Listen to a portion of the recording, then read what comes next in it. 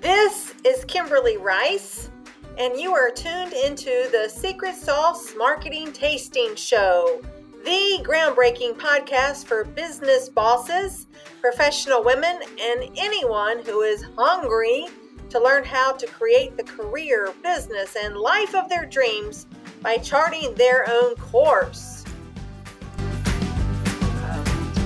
Good morning, everyone, and welcome to the KLA Secret Sauce Marketing Tastings podcast, an episodic podcast interview session where we lovingly connect with discipline experts from around the globe to bring our listeners solutions and ideas and words of encouragement and inspiration to meet their greatest business and life challenges. And today I'm so excited to welcome our guest, Alicia Journey, to our show today. And I'm going to let Alicia share a little bit about herself with our listeners. So welcome, Alicia, to the show today. Thank you. I'm so happy and honored to be here. Thank you for having me. Absolutely. So I can share with our listeners that I've learned a little bit about Alicia. I am so excited to learn more about her and her work and how she's bringing so much wonderfulness into the universe with our particularly women lawyers. And I'm going to let her share more about that. But first, let's learn a little bit about Alicia. So share with us, Alicia, a bit about yourself, your professional passion, and a few insights into your professional journey. Yes, thank you. I am a mother of two. I have a 13 and 7-year-old, and for me, they're my biggest lesson and my biggest passion. I always like to lead with that. They taught me so much in this journey. But from a professional standpoint, what I do is I like to say I help attorneys transform the way that they treat themselves, their clients, and the law. And I do that through mental health awareness, mindfulness, neuroscience, psychology, self-development. And I really work with burnout, resiliency, and bringing in health and wellness into the practice of law. And really, for me, a lot of this stems from personally from I am an attorney myself. I practice in California. I am a U.S. Supreme Court attorney. I was a prosecutor for years. Did 34 trials, domestic violence, sexual assault, child abuse, all the really tough stuff. And then I opened up my own law firm, and I had 4 associates, 2 paralegals, and an assistant, and I opened up a nonprofit. All the achieving, but in an attempt to break the glass ceiling, but doing it very much in a man's way. Pull yourself up by the bootstraps. What doesn't kill you makes you stronger. Just keep going, keep going. And I didn't listen to the signs and symptoms my body was telling me, which were the symptoms of burnout and compassion fatigue and depression, anxiety, all of the things. And what happened for me was I ended up with uterine cancer, adrenal failure. I had 2 strokes, and I basically was couch bound. And through that process, I really learned what it means to, especially for women in the law, redefining success on our own terms and not trying to do it in the same exact way, in the same model that, we have been shown, because there are so many men in this field. Let's do it in the way that we're so good at, in a collaborative, nurturing way, because that's what the law needs, is this. And so we can do it, but that requires balance. And it requires us to listen to our bodies and incorporate more of the balance into our life and the and our intuition on what does our body need. So that's what I do, and it is more than just, you know, a paycheck. It's absolutely a mission, especially from the mental health perspective, with our levels of suicide and depression, and just our burnout that's happening to our the counselors in our nation. It's very near and dear to my heart. Wow, that's a lot. That's a lot. You've been through and you've survived a Yes. lot. You're quite the warrior. So my hats off to you. You rattle that off, but for a lot of people, that would send them over the edge. Yes, I feel like now, thankfully, you know, I've done a lot of work around this, and I can speak about it objectively as a story that happened instead of a story that defined me. You know, one of the things that I always talk about is, you know, turn your pain into purpose and your trials into triumph. And I really do believe that that is necessary to do. But sometimes when the stories are too close to you, you can't be objective, but about them. But I think that it's a useful tool to be able to frame why this is such an important topic to be talking about right now. I could not agree with you more. You know, as we've shared before, I've worked in the law firm legal services space for going on 30 years now, and it really does pull at my heartstrings. Women lawyers that I just can't think that they know what they're getting themselves into when they sign up for law school and then go into private practice. You know, even now, though we have some, you know, I know some real trailblazing women attorneys around the country that are working their heart out to make a difference with gender equality and diversity and such. You know, we have, unfortunately, the legal services community has so far to go to even gaining a level of acceptability of consideration towards the unique brilliance that women lawyers bring to legal services. And so I'm so excited to hear and am so impressed with, you know, that you've taken your own personal journey and the trials and the triumphs and the grit and the resilience, and now putting that pain into purpose to help the high achieving, you know, women professionals bring their own lives into balance, and how they can avoid burnout and develop more resiliency. So what specifically do you think, I'm curious, that you see that needs attention the most in this landscape? You know, the more that I dive into this, and not just from obviously my own specific experience, but then I dive into the research, and I'm giving, you know, I do CLE workshops on this, and then I also bring my work into law firms. And what I'm seeing is it's like this perfect soup, this masterful recipe for disaster, right? You've got compassion fatigue, which, you know, I don't know that we talk about enough in the practice of law. It's interesting because, so if you think about it, you're sitting here hearing other people don't come to lawyers because their life is great. They come to lawyers because they're in crisis, emotional crisis, financial crisis, or they're trying to avoid the crisis. And I heard this really good analogy. I think it's super perfect.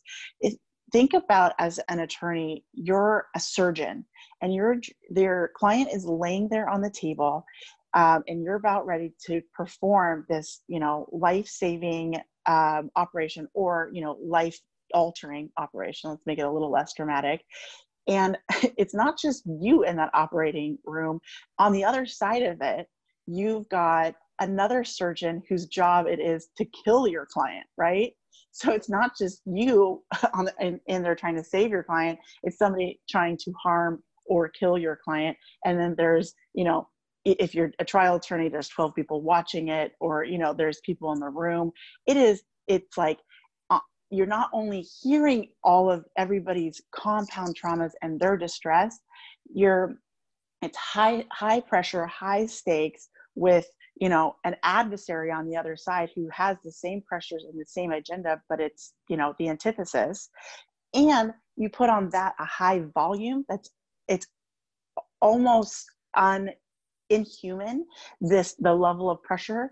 And then I think the other little recipe in that is that we're held to this ethical standard where you're not allowed to talk about your cases for good reason, obviously. But then where does all of that energy and trauma and compound trauma and stress go if we don't find a way as a profession to move it out of our body through talking and through self-care and through other, I talk about the 4 pillars and your non-negotiables that you need in your life, but the profession itself doesn't lend itself to eating well and exercising and making sure that there's people in your life that you can talk about your stresses with and find time to, you know, connect with. So it's like a perfect little recipe for breakdown. Yes, indeed. And it's, quote, always been that way.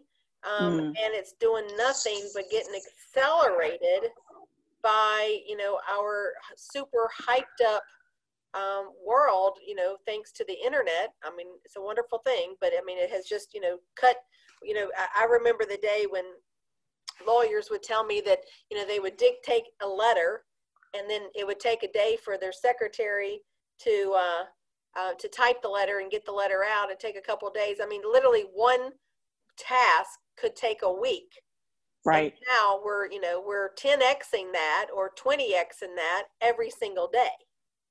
Yes. And, you know, I believe, and I'm sure you have thoughts on, you know, that our brains are just not equipped to move at this pace on a sustainable, it's not sustainable. No, it's not. And, you know, my theory on this, just I guess in general, is less is more.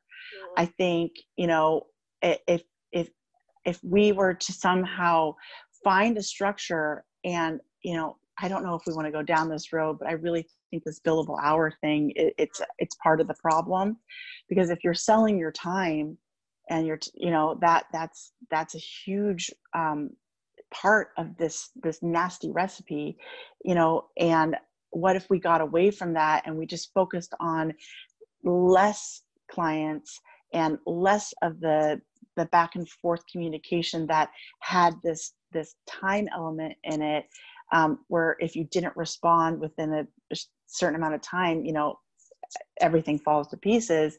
It's like this pressure cooker that's unattainable. And I feel like there is some space for some new movement around policies and regulations around the time management or billable hours, and allowing attorneys to do better quality with less clients. And there's some movement there.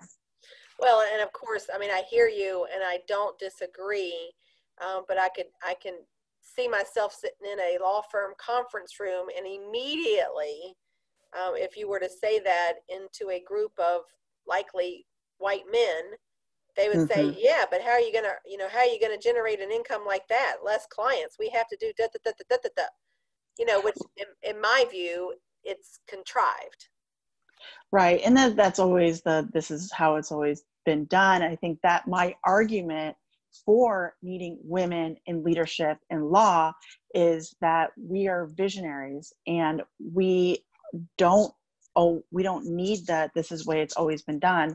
I mean, you know, we are able to think collaboratively about the whole holistic approach to the system and what are some creative solutions to it. And I don't know if that's where we want to go with this discussion, but, you know, my model that I used when I was practicing was a flat fee for certain services. It took the unknown out for the clients and for myself, with specific boundaries in there about communication and you know, different phases throughout the litigation or for the case.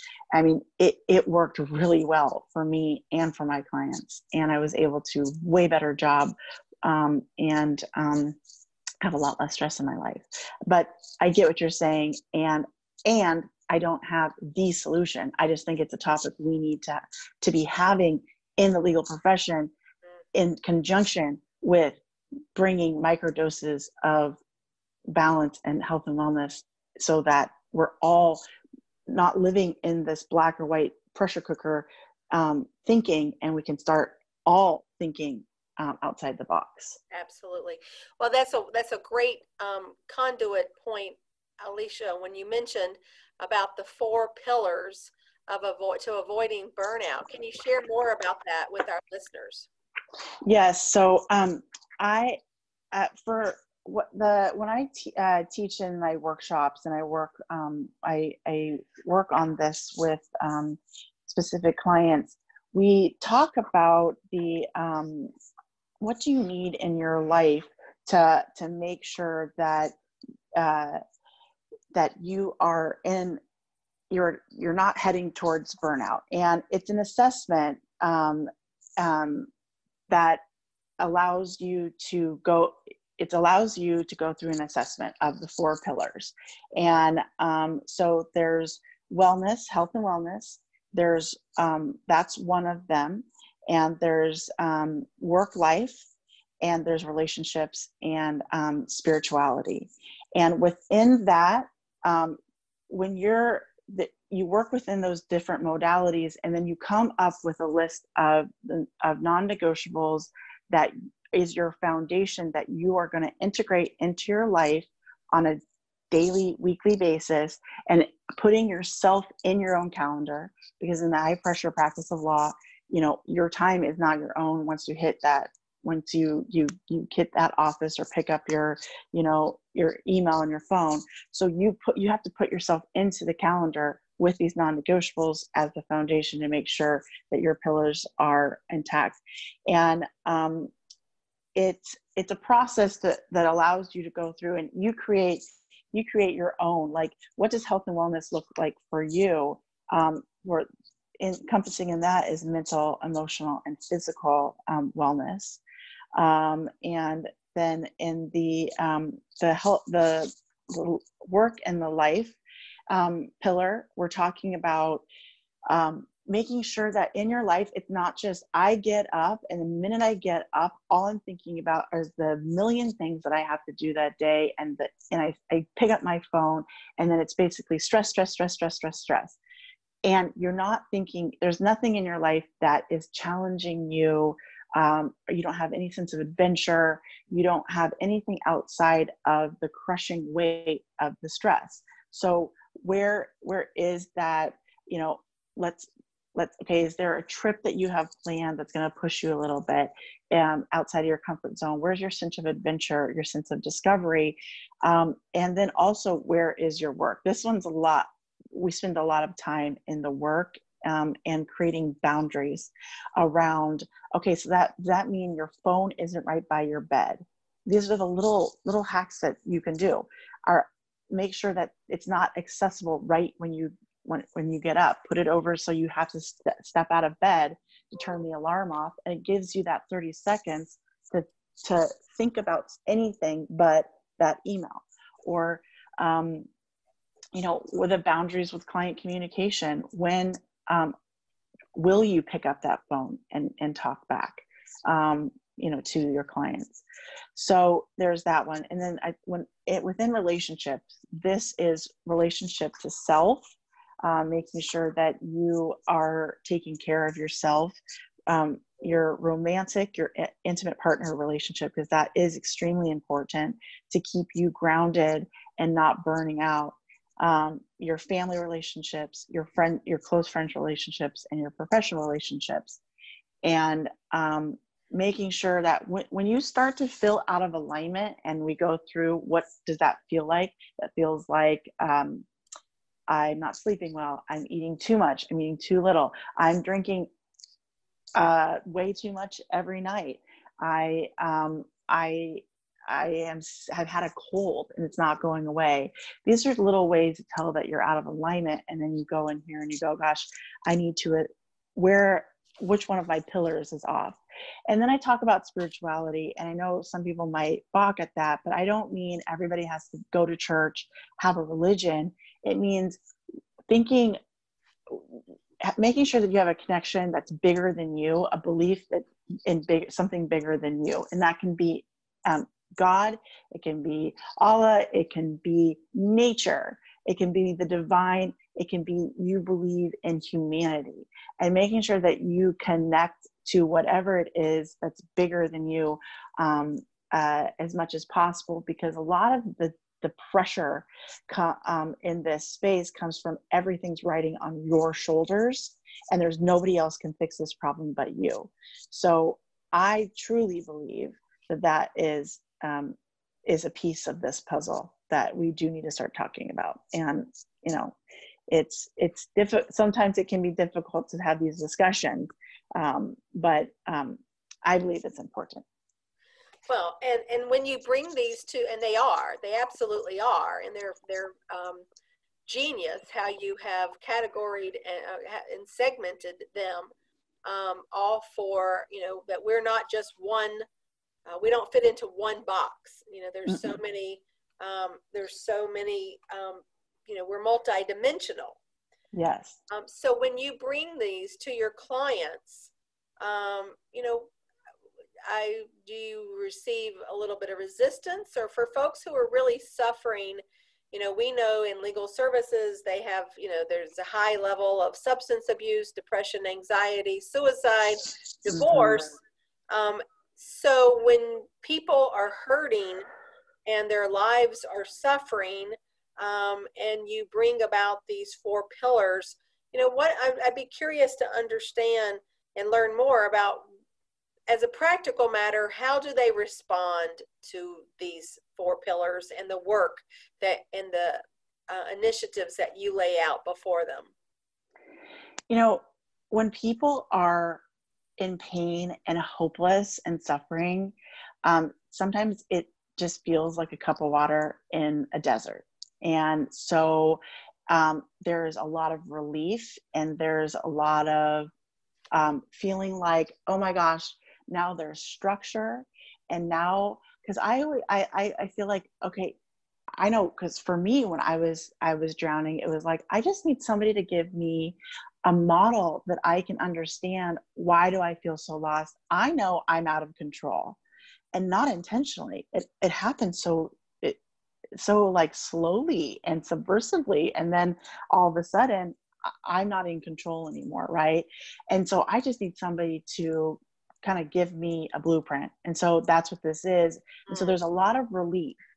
And I like to do it because it's super practical and pragmatic, and you work within each modalities, and it's very personal and tangible, like kinesthetic, like you're actually going through. And it's a way to have people journal without really actually knowing that you're journaling, because you're going through it like a workbook.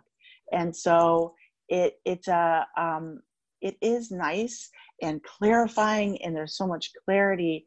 Now, I'll have to say, there's one thing that is unique in my approach that I don't know that anybody else is talking about this, but now if you're, say, somebody who's dealing with, you're hearing divorce after divorce, and, especially maybe something about domestic violence, let's just say underbellies, and you can't fix the problem.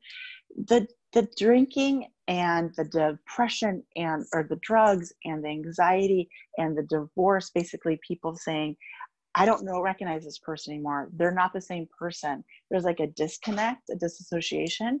It really is a disassociating from, it's a spiritual crisis that happens. I cannot help anymore. I am disassociating from the fact that I want to help so badly. I cannot help anymore. I've had to compartmentalize myself, and I can't do that anymore. So it's like a fracturing that occurs. And so part of this work is bringing them back together, so they don't feel like they are just a bunch of fractured pieces or boxes all over, and they can see themselves as a whole person again. And that's why I love this work. That is so incredibly transformative. Mm-hmm.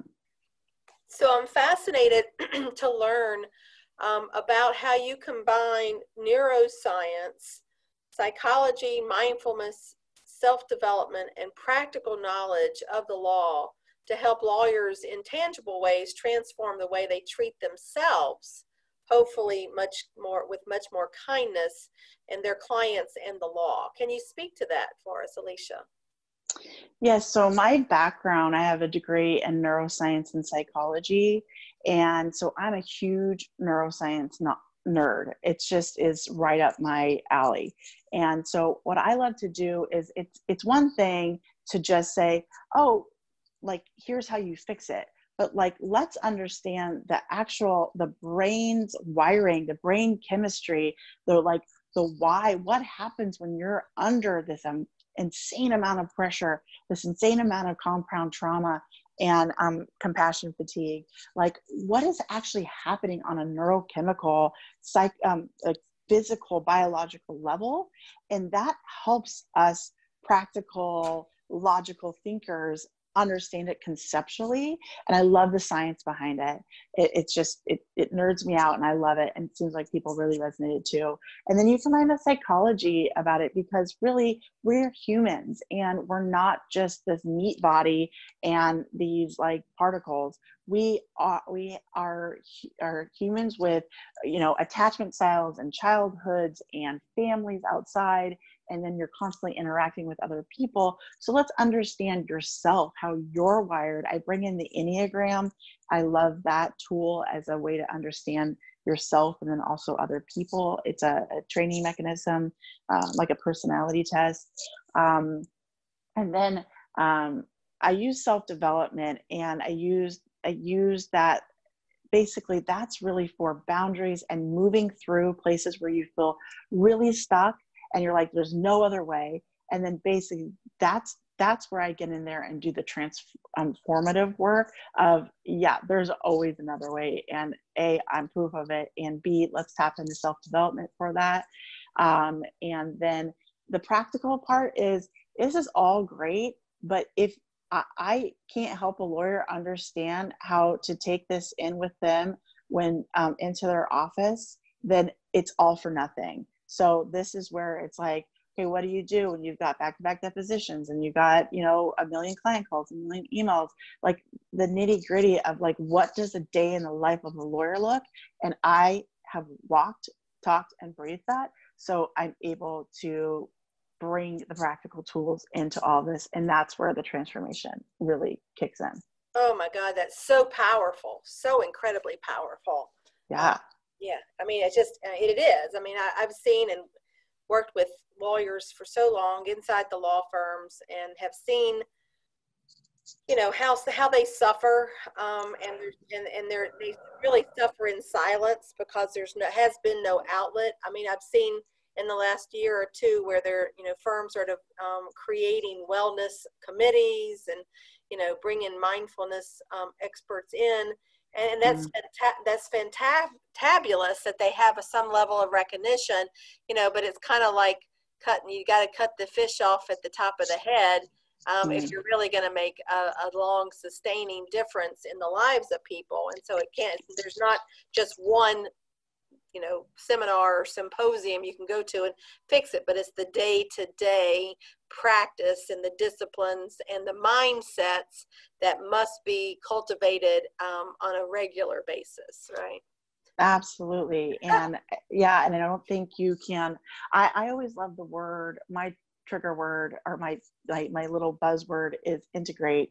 Like if you can't take these concepts and integrate them into your life, and that's why that work-life balance, I don't even know about, that's work-life integration and integrating these concepts into your life.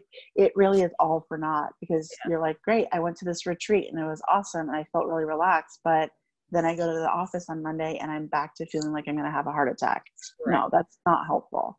Not at all. Not at all. Well, this is phenomenal. I want to ask you one of my favorite questions that I ask all our guests, because I find it fascinating, and our listeners do as well. So if you could give, we've all traveled a path to this journey at this juncture. If you could give your younger self one piece of professional advice, what would that be? I would say relax, trust yourself. You are, you're going to make it because you're you, and you don't have to put so much pressure on yourself. And I 100%, if I could go back to Alicia at 20, when she just felt like there was no other option but just to push because she had to prove that she was worthy of success, I would be like, girl, you have it in spades. Like, relax. You're going to make it. You got this, girl. You got this. Chill out. I wonder so much. I mean, I I felt very similar at that age, 20, 25, etc. Yeah. And I wondered, like, I don't remember my parents pressuring me or pushing me. I mean, I was pretty self-motivated.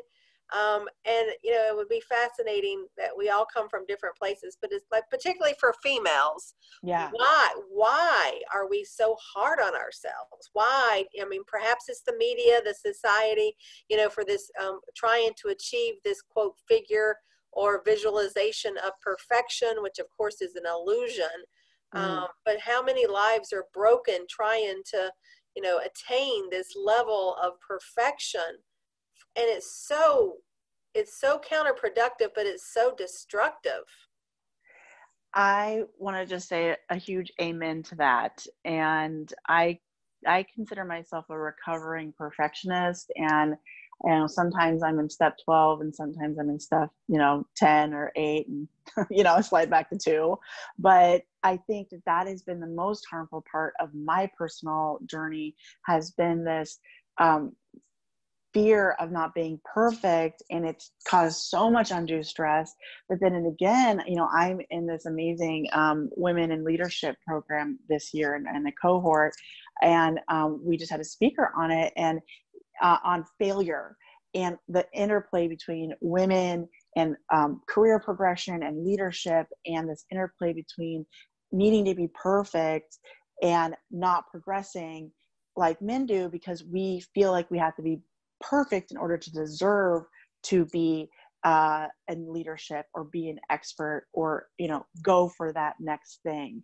And it not only is destructive to our mind, body, spirit health, it's also destructive to us progressing in our careers and in leadership.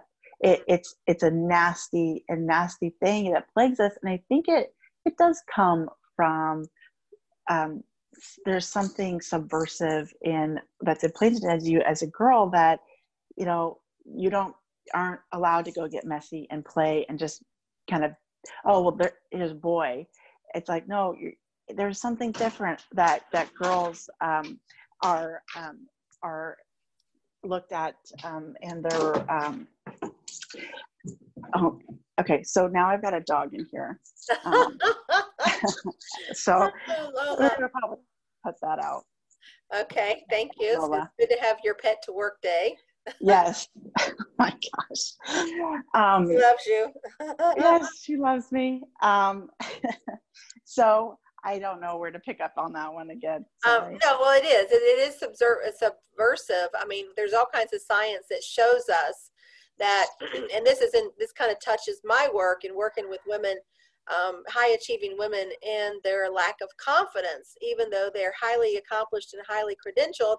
And that is, we're all born, male and females are born with the same level of confidence. But when we as females reach the age of puberty, something happens hormonally and biologically that we turn ourselves inside out to appeal to males if we're of that persuasion. And so all of our confidence just goes away.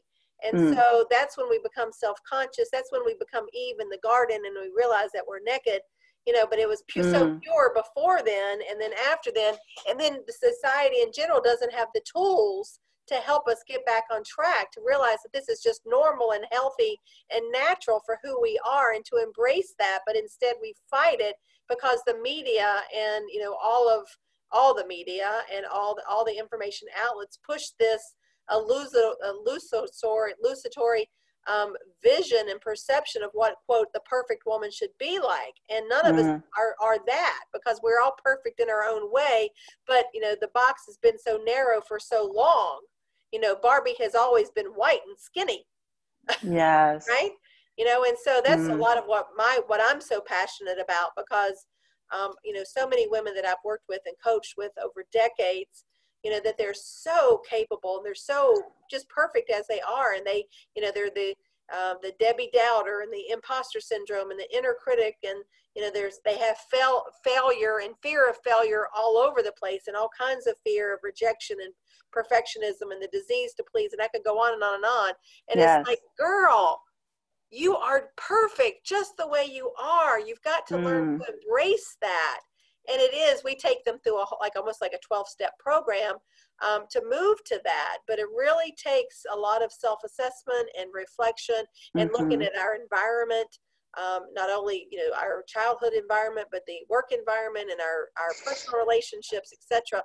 Because what I say is, you know, fear of failure and all the fears that we have, they're not terminal. Once we recognize them, they lose their power.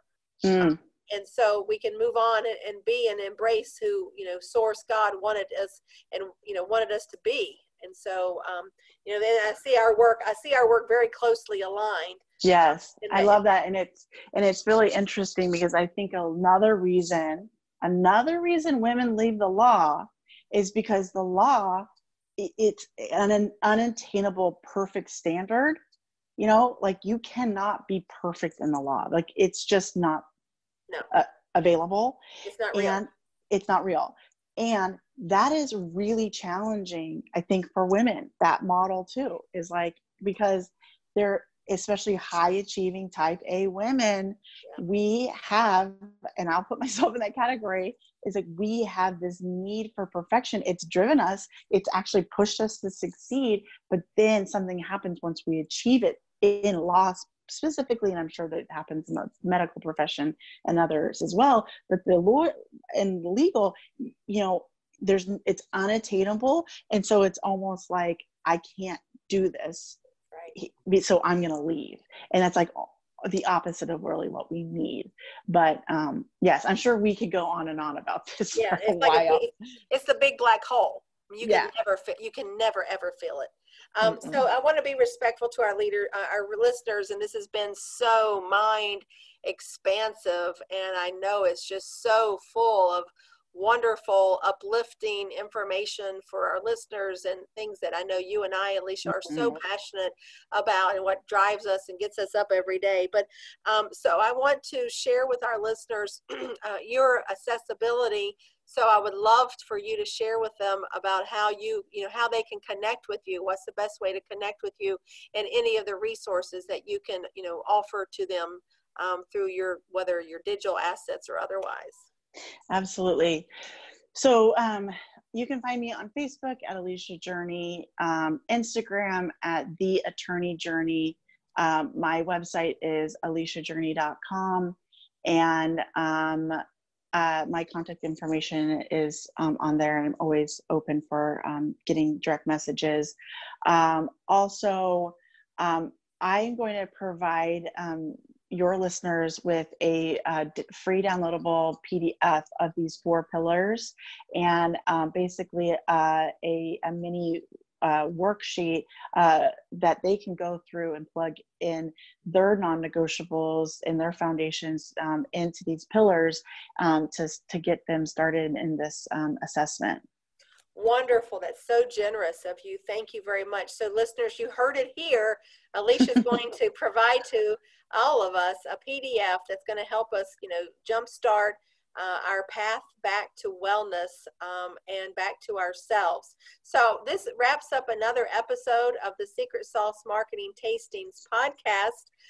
Certainly, my life's work is working with professional services providers, lawyers included, and others as well, engineers, accountants, financial planning providers, to help them build, grow, and sustain a prosperous business. And we know for sure you cannot sustain a prosperous business if we are leaking of our, of our self-worth and all of the tools that we must have to thrive and prosper on a personal and spiritual level. So I see it as you say, to take your word, Alicia, integrative approach. And so that's something that really makes my heart sing. But thank you again, Alicia Journey, for joining us today. And thank you, listeners. And, listen to us wherever you find your podcasts. Thank you.